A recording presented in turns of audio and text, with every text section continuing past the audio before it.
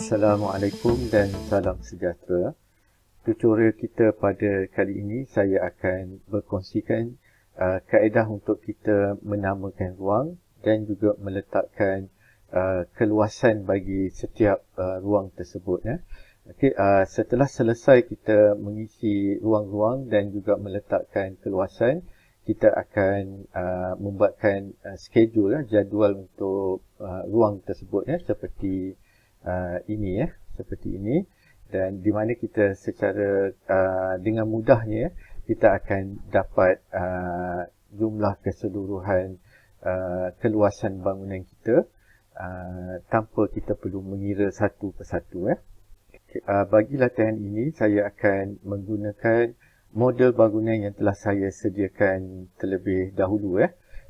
Jadi ini adalah bangunan yang saya gunakan. Dan kita lihat di dalamnya, di dalamnya ada ruang-ruang yang terdapat di dalamnya. Ini adalah bangunan pejabat, bangunan pejabat. Jadi dia ada banyak bilik, dia ada ruang terbuka dan ada tandas serta anjung di bahagian hadapan. Jadi kita akan mulakan tutorial kita.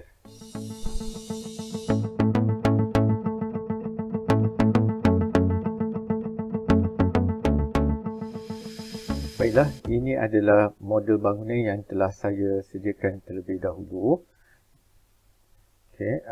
Jadi di sini saya akan tunjukkan cara untuk kita meletakkan nama-nama ruang pada setiap bilik di sini, dan juga kita akan bersekalikan dengan keluasan ruang tersebut. Jadi untuk itu kita lihat pada pandangan ground floor level. Dan kita pergi kepada architecture dan kita ambil room. Kita klik dekat room. Dan di sini ada beberapa pilihan jenis-jenis room type yang boleh kita pilih. Sebagai contoh, kalau kita tengok di sini, kita boleh pilih sama ada antara nama ruang dan keluasan, dan juga yang ini dia sekali dengan volume, dengan isi padu. Tapi bagi tugasan ini saya akan menggunakan room type name and area. Saya ambil yang ini. Dan saya hanya pergi terus kepada ruang yang bilik pada model ni. Yang ini, jadi saya cuma klik saja. Klik. Dan klik saja. Untuk permulaan ni saya cuma pilih bilik yang tertutup. Untuk kali ini saya pilih bilik yang tertutup. Yang ini.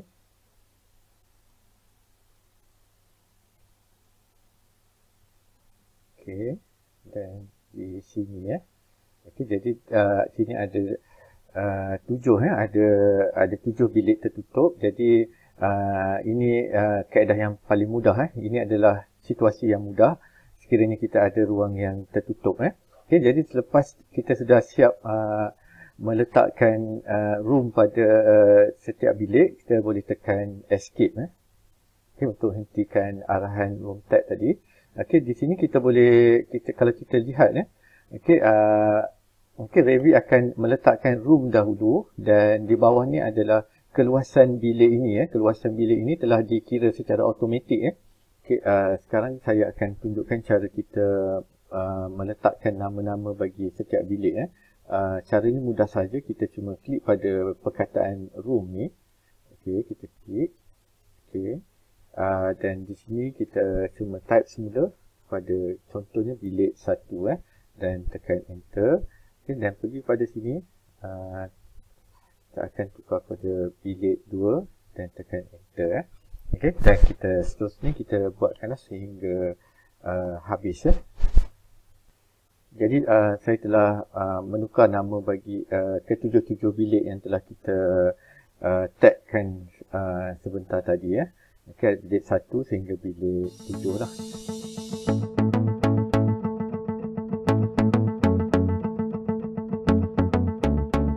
Jadi sekarang ni saya akan tunjukkan pula sekiranya kita ingin meletakkan ruang di kawasan yang tidak berdinding.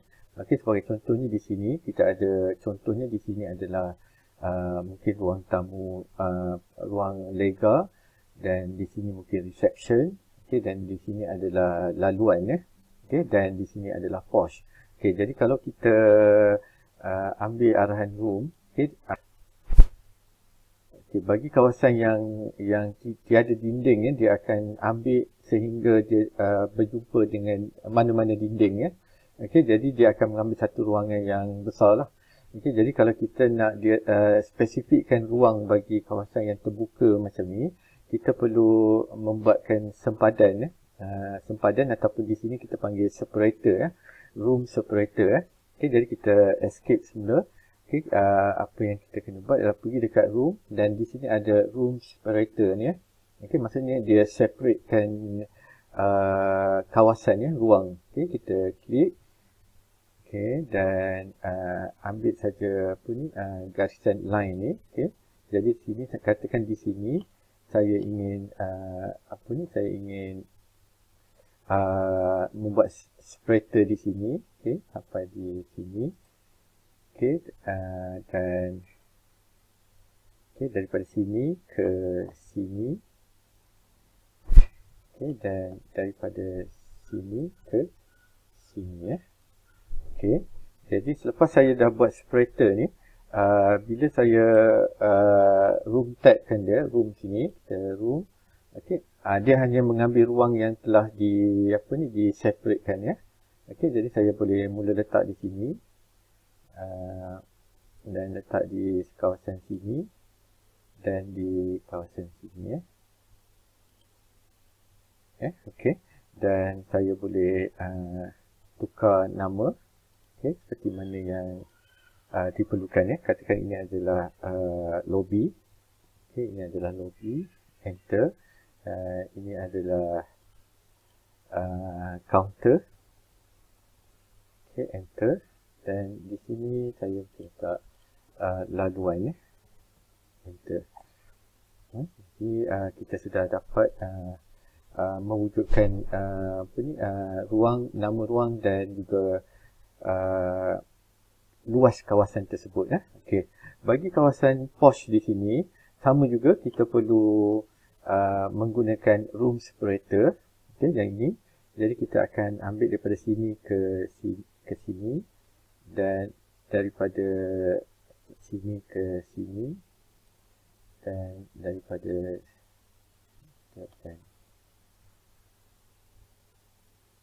sini ke sini ya. Okey, jadi kita pergi kepada room dan kita boleh pilih di sini ya. Okey, yang ini, dan kita boleh tukar. Katakan ini adalah anjung ya. Okay, jadi kita sudah dapat menamakan ruang-ruang yang tiada sempadan ya, tiada sempadan. Okey, baik, memandangkan separator ni kelihatan di sini ya, sedangkan dalam plan kita tak nak garisan ini nak nampak ya. Jadi kita boleh hidekan dia. Kita klikkan di sini, klikkan dekat garisan tersebut, mouse tu dekat mouse kita klik kanan. Okay, kita hide in view category. Maksudnya semua separator akan tidak ditunjukkan di sini ya. Tapi dia ada tapi tidak ditunjukkan ya. Okay, kita hide category. Okay, jadi dia hilang ya. Dia tidak kelihatan di sini. Okay, jadi ini adalah kawasan-kawasan yang tidak ada dinding ya.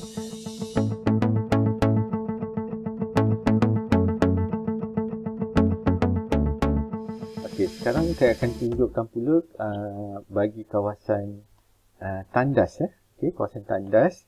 Okey, ini adalah tandas, katakan ini adalah tandas lelaki dan ini adalah tandas wanita. Okey, jadi kalau di sini, kalau kata saya ambil room, okey, dia akan hanya ambil bahagian luar kubikel saja. Okey, yang kubikel ni akan dikira satu-satu. Kalau kita tengok sini, dia tidak mengambil keseluruhan ya. Okey, jadi cara kita nak buat supaya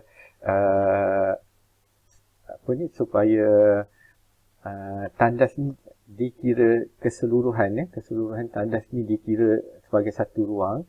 okey, apa yang kita kena buat ialah kita kena ubah ubah property bagi dinding ini ya. Bagi dinding ini tidak boleh menjadi sempadan ya. Kita jangan jadikan property dia bukan boundary, dia bukan sempadan ya. Jadi cara kita nak ubah ialah okey, dinding yang ini. Okey, kalau kita tengok sini, ini dinding ya, basic wall. Okey, dinding ni kalau kita tengok dekat properties dia, di sini ya, di sini kita tengok room bounding.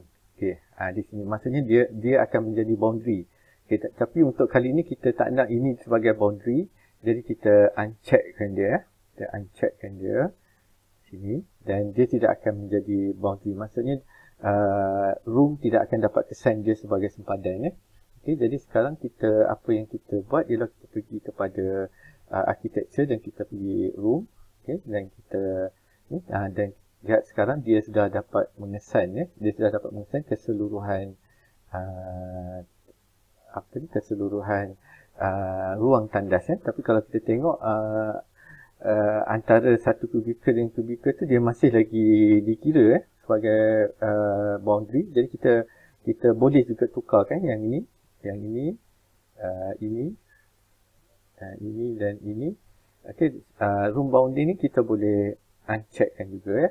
Okey, jadi dia bila kita pergi architecture pergi pada room, okey, kita boleh terus dapat keseluruhan kawasan tandas ya. Okey, di sini dan di sini ya. Okey. Dan tekan escape. Okey, yang ini kita boleh tukarkan nama dia. Okey, katakan ini adalah lelaki. Okey, dan ini adalah wanita. Okey. Okey, jadi sekarang kita telah dapat membuat menamakan semua ruang yang ada di bangunan ini dan juga kita dapat mengetahui berapa keluasan bagi setiap ruang tersebut ya.